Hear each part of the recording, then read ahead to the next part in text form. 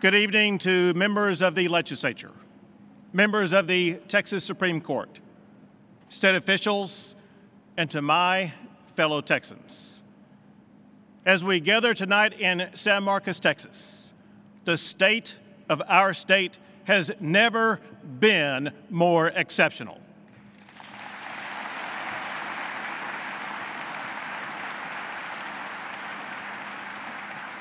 Texans have inherited a legendary pedigree, a state first settled by brave pioneers, willing to risk everything for the promise of freedom and opportunity. Texas is fulfilling that promise. I'm speaking to you from the manufacturing floor of Novion. Novion is a cutting-edge business in the critical field of rare earth elements. They provide essential materials for things used every day, like refrigerators, trucks, MRI machines, and oil rigs. They even make materials for ballistic missiles for the United States of America to defend itself. Most rare earth materials now come from China. But if that supply is ever disrupted, many of the things that we do every day would come to a halt. The future of Texas and the United States should not depend on China.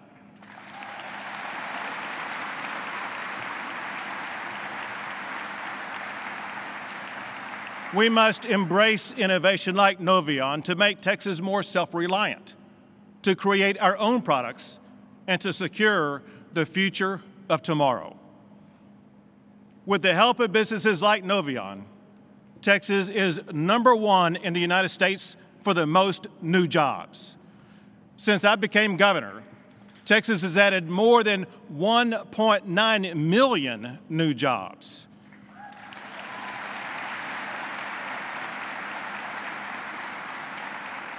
We're also #1 for economic development, #1 for exports, #1 for Fortune 500 company headquarters.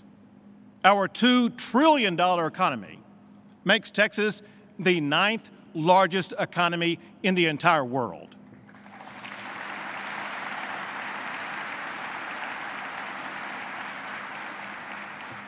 All across our state, business is booming, from our large metros to rural Texas, and everywhere in between. Businesses large and small have led Texas to be ranked the #1 state for doing business every year that I have been your governor.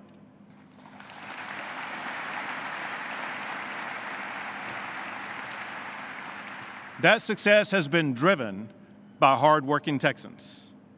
It also has been aided by strategic economic development tools to keep Texas the best state for business.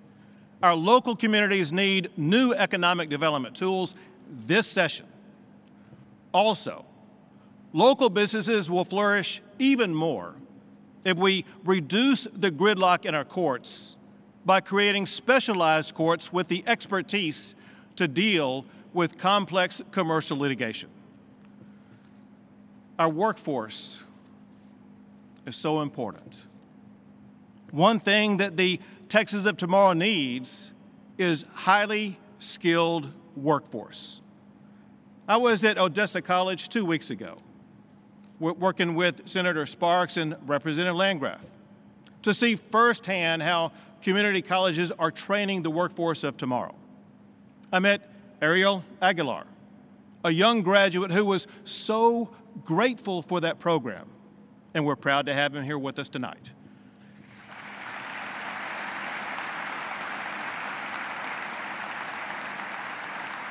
He told me that instead of studying subjects that were perhaps irrelevant to his career, the job skill program gave him the ability to study what he needed. It also quickly landed him a good-paying career. Our goal is to ensure that every Texan is prepared to succeed in high-demand careers like technology, healthcare, and energy. That's why this session, we will reward community colleges that produce skilled, employable Texans like Ariel.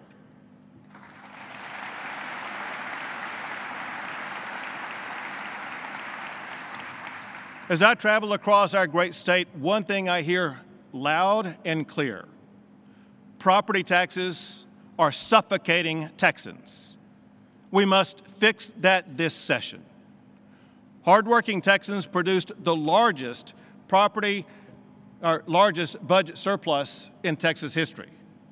That money belongs to you, the taxpayers.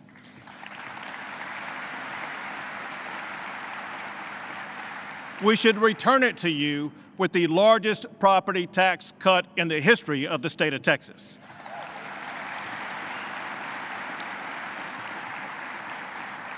Working with Senator Huffman and Representative Bonin, we've all proposed using $15 billion to cut property taxes. Now we must ensure that it provides lasting property tax relief. To get that done, cutting property taxes is an emergency item this legislative session.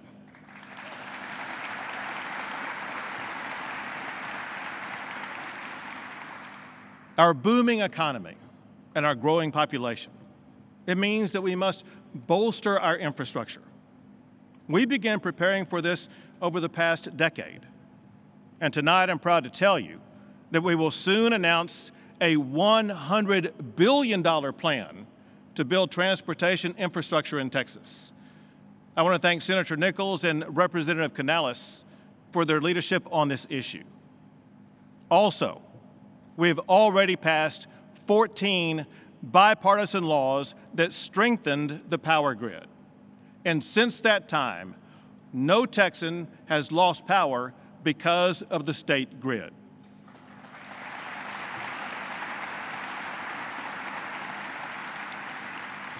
But listen, we all know that increased demand will be placed on the grid as Texas continues to grow.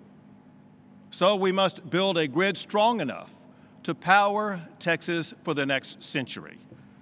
In just the last month, multiple electric generation projects have been announced that add reliable power to our grid. Now, one thing you all know, people have been coming to Texas in search of liberty for almost 200 years.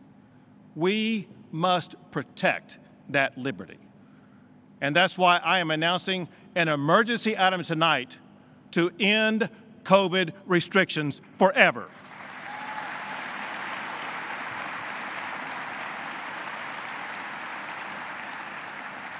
We must prohibit any government from imposing COVID mask mandates, COVID vaccine mandates, and from closing any business or school because of COVID.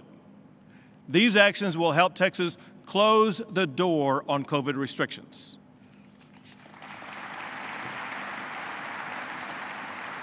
Also, we must change how government responds to future pandemics, including requiring the legislature to convene if another pandemic is ever declared.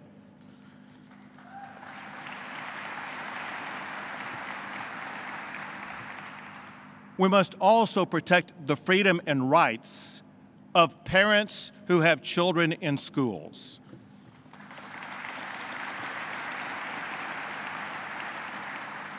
Our tremendous public schools in Texas play an essential role in our state.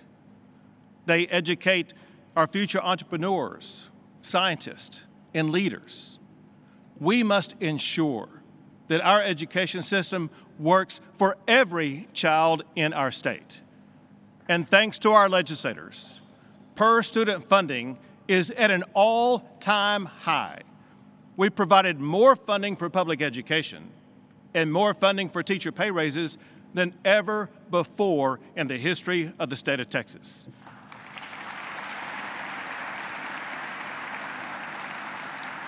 In this session, we will add even more.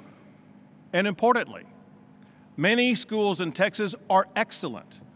In fact, we are #1 for National Blue Ribbon Schools. And we have one of the best high school graduation rates in America.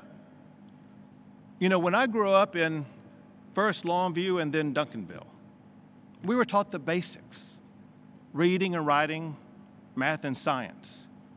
But most importantly, we were inspired by our country's founding and how it stands apart from the rest of the world as the beacon of liberty and opportunity. The fact is that many children today are not being educated like you and I were. I hear frustrations about that from too many parents. Some are with us here tonight. The Ailey family, they got frustrated watching their child fall behind while she was being forced to learn from home during the time of COVID. Eric Richardson was astonished that his child's teacher would not work with him to address the specific needs of his child. Hillary Hicklin was angry that a woke agenda was being forced on her in school. Let's be clear. Our schools are for education, not indoctrination.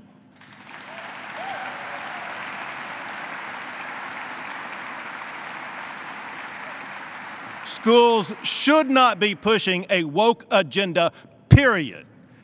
We must reform curriculum, get kids back to the basics of learning, and we must empower parents.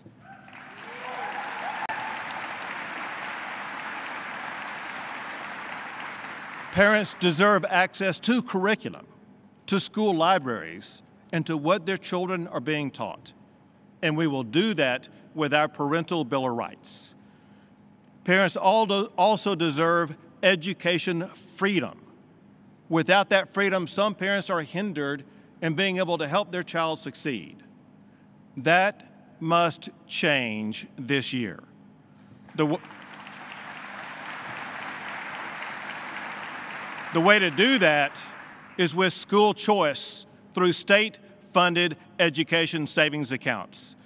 We've seen them work in other states, and we've also seen them work right here in the state of Texas. I created education savings accounts for special needs students. It worked so well, a bipartisan supermajority passed it into law and are now seeking to increase funding for it. Now what we need to do, we want to expand that program to provide every parent with the ability to choose the best education option for their child.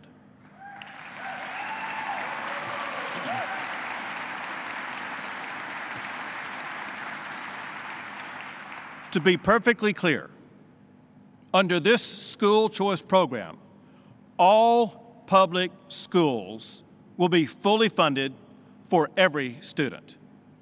This issue is so vital to the future of our state. I am making education freedom an emergency item this session.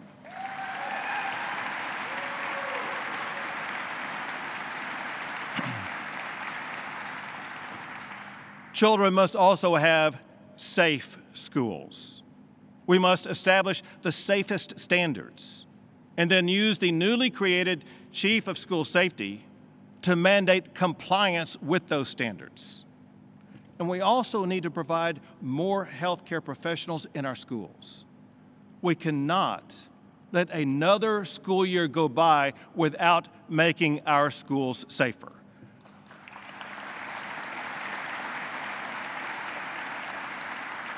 That's why I am making school safety an emergency item this session.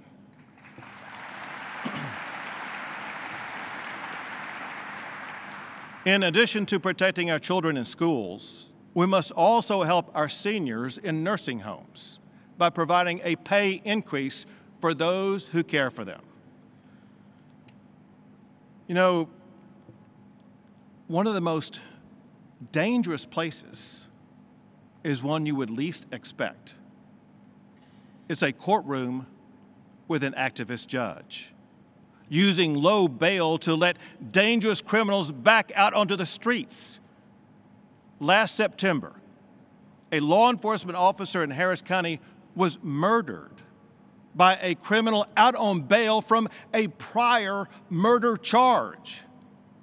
Harris County's revolving bail practice is literally killing people. In just 2 years, more than 100 people were murdered in Houston by criminals who were let out on multiple felony bonds. Now, we did a lot last session with Senator Huffman and Representatives Murr and Smith to impose tougher bail. But this session, we must shut and lock that revolving door by passing laws that keep dangerous criminals behind bars and holding accountable the judges who let them out.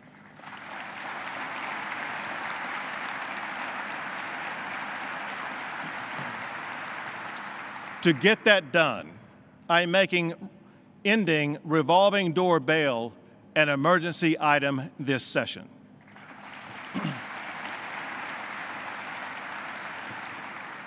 Another public safety issue is gun crime. Some want more gun laws, but the fact is that too many local officials will not even enforce the gun laws that are already on the books. Most gun crimes are committed by criminals who possess guns illegally. We need to leave prosecutors and judges with no choice but to punish those criminals and remove them and their guns from our streets. I want a mandatory minimum sentence for criminals who illegally possess guns of 10 years behind bars.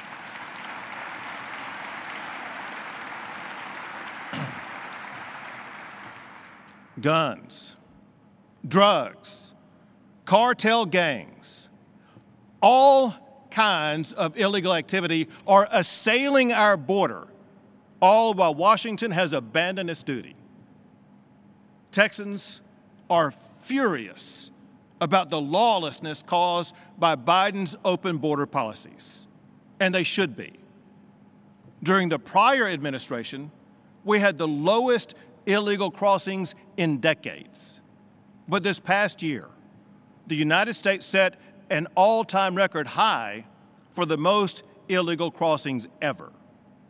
Working with Lieutenant Governor Patrick and Speaker Phelan, Texas has done more than any state ever to secure our border.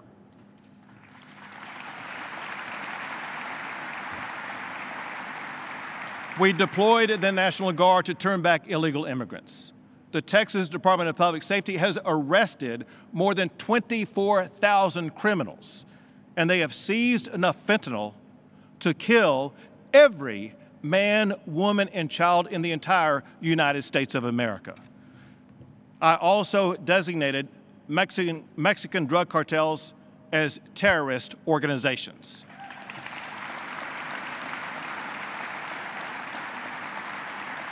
And to relieve border communities from overcrowded conditions, I bused migrants to sanctuary cities in other states. And Texas is the only state in the history of America to build our own border wall. To coordinate these efforts, I hired a former Border Patrol leader, Mike Banks, who is the first Texas border czar. Thank you, Mike Banks.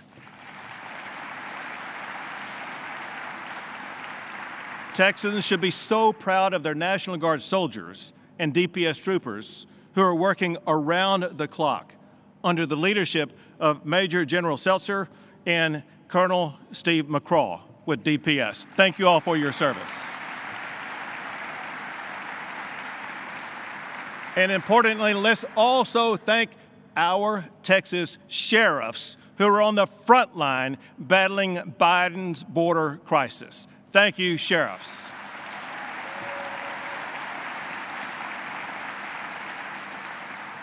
Members of the National Border Patrol Council, including their president, Brandon Judd, they work with us every day, and they join with us here tonight. Brandon, thank you for being here.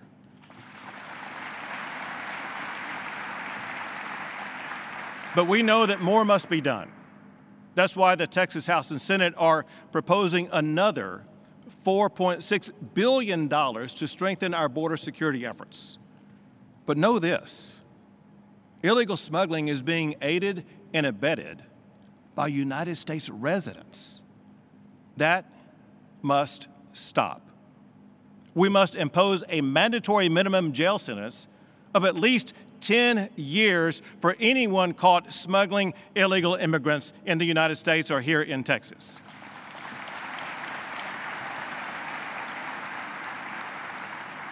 Doing more to secure the border is an emergency item this session.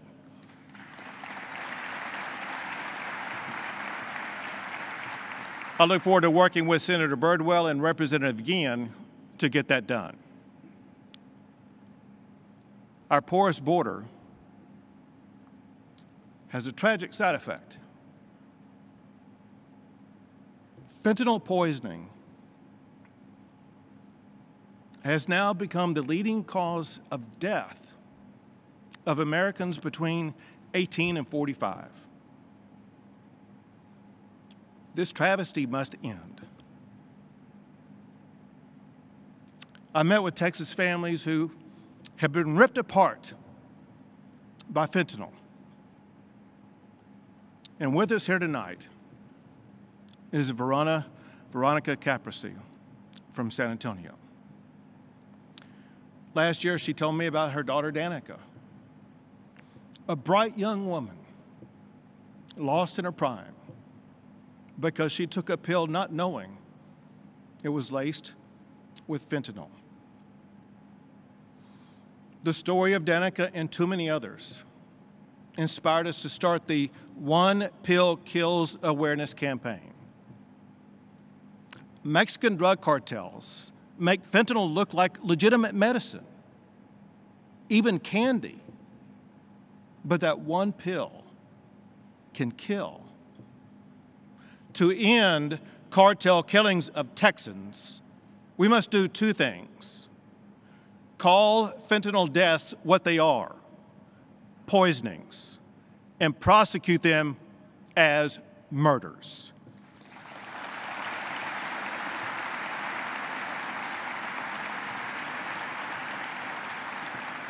We must also increase the supply of life-saving Narcan so that we can save more Texans who are ambushed by fentanyl.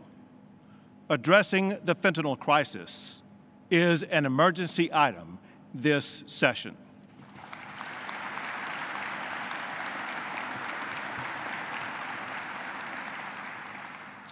Now, there's no doubt we have a lot of work ahead of us, but we are building on a storied legacy.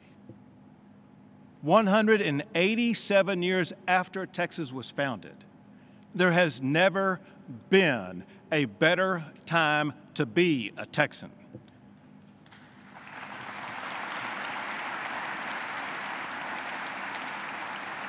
Texas is America's economic juggernaut, where small family businesses can aspire to employ hundreds and become leaders in their local communities, where all Texans can chart their own destiny.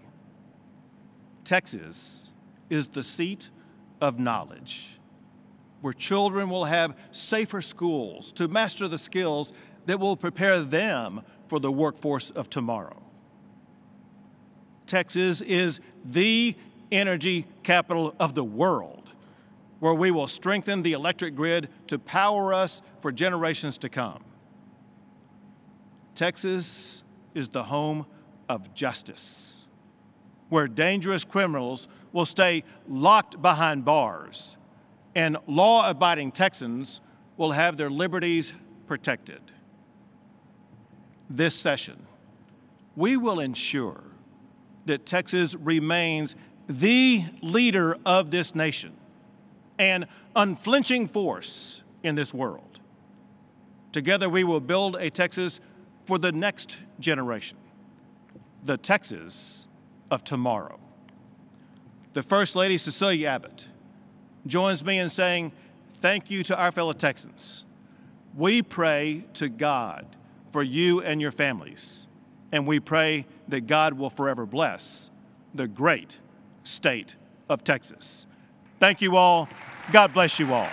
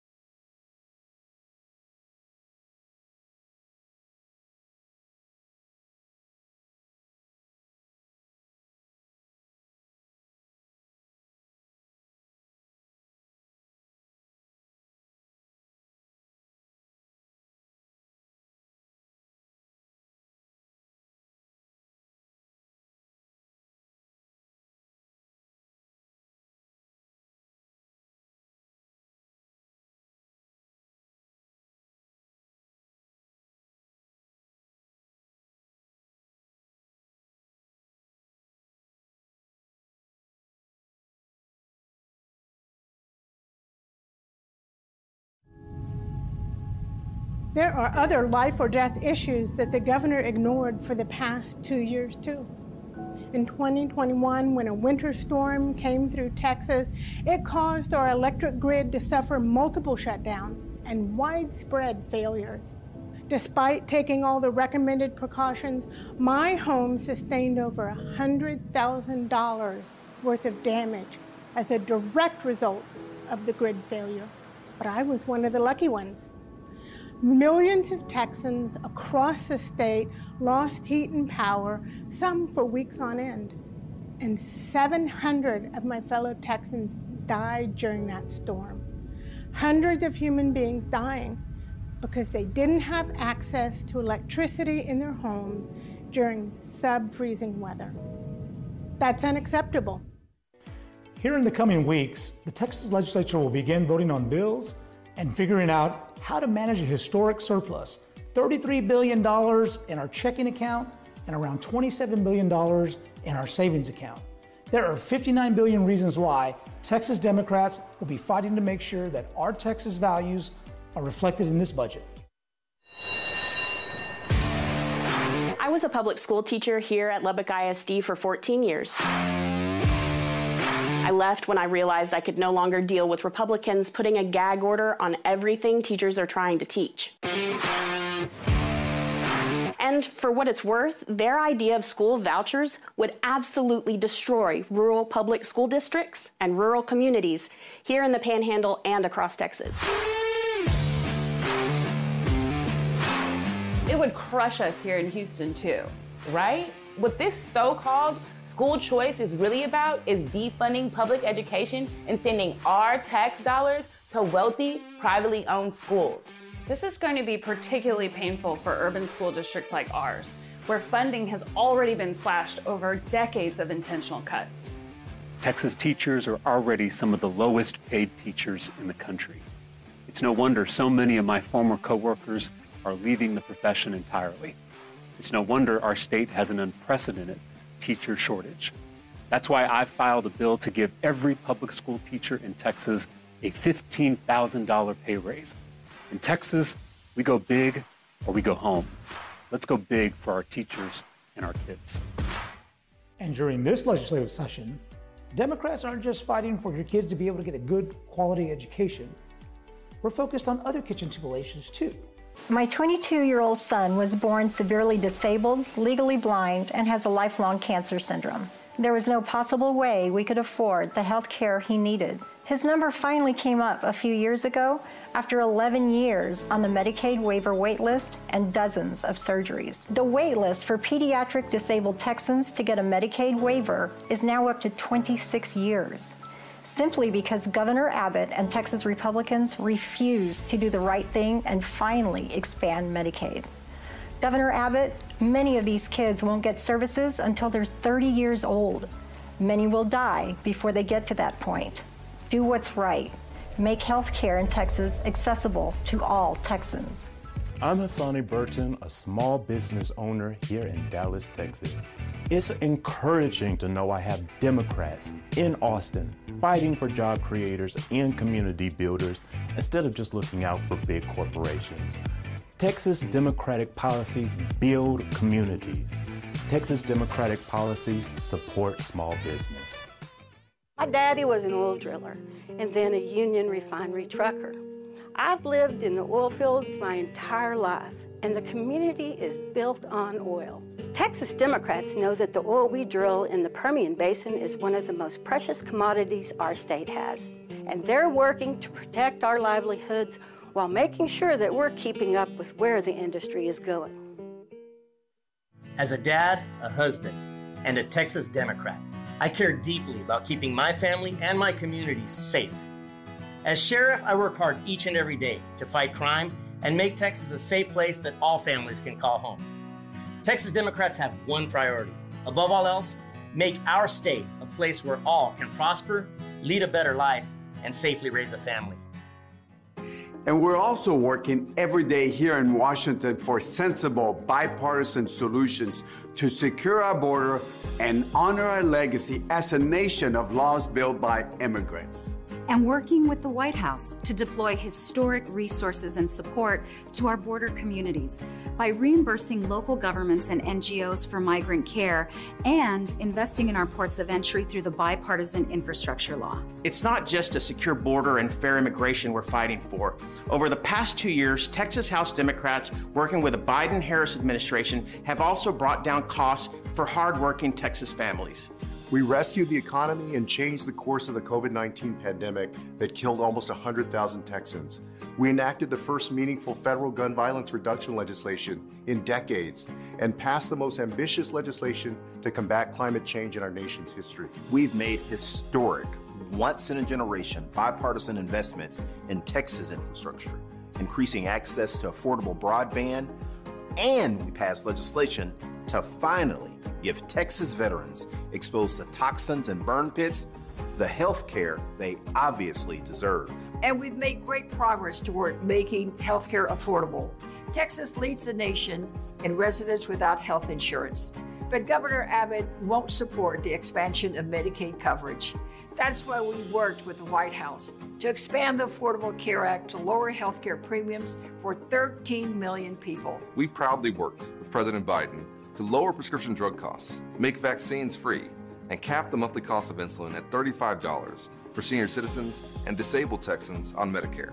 We brought our country's unemployment rate to the lowest it's been in 50 years and helped create hundreds of thousands of good-paying American jobs, including right here in Texas. And now, with Republicans in control of the House, we're going to fight every day to make sure that their political stunts and bad faith governance don't get in the way of the real work being done to make life better for all Texans. Because we know there's so much we urgently need to do for everyone who calls our great state home, and we're ready to go toe-to-toe with right-wing extremists. We know, though, that none of this matters unless we have our fundamental freedoms. When Governor Abbott instituted his extreme abortion ban last year, we had to pack up and move to New Mexico. Now our clinic in Albuquerque is one of the closest places a woman in Texas can go to if she needs critical, potentially life-saving reproductive health care. Because Greg Abbott has decided he knows better than you what the best choices are for your family and your health. Greg Abbott wasted your tax dollars by directing the Texas Department of Family and Protective Services to interrogate my son and daughter, my husband, and me right here in our home. His reason? My teenage son, whom I love more than all the stars in the sky, is transgender. That's not a crime, nor should it be. Governor Abbott, you're ignoring the real issues affecting Texans. Like, will my kids be safe at school? Or will I be able to keep the lights and heat on during the next winter storm? But instead, you're focused on unfounded and delusional culture wars because you care more about your title than you do about Texans, like my son and family. You are getting in the way of my parental rights, and you're threatening my kid's life. Get out of the way of my job as a mother and do your job fixing the real issues affecting all of us. There are challenges ahead of us this legislative session. We're not going to lie to you and say the fight will be easy. But we can promise you, Democrats are going to fight because you, the people of Texas, deserve the opportunity to succeed, no matter your race, life background, or where in this great state you call home.